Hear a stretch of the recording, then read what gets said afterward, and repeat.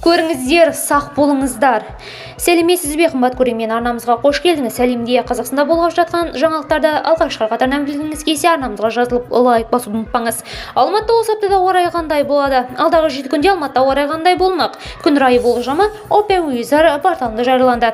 6 қазанда Алматыда күн ашық болады. Орташа температура 9 градус деңгейінде болғанымен 8 градус секілді сезіледі. Күндіз ауа температурасы 15 градусқа дейін көтеріліп, түнде 2 градусқа дейін түсуі мүмкін.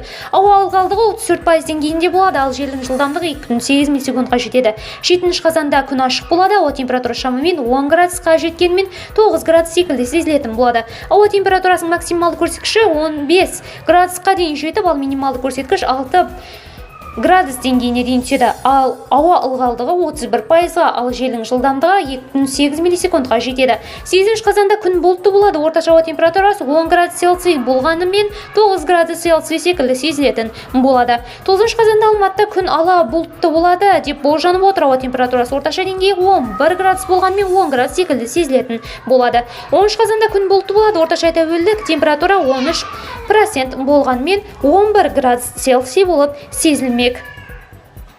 12 қазанда синоптиктер болжам бойынша күн бұлтты болады. Орташа ауа температурасы 19 градус болғанмен 17 градус секілді сезілетін болады.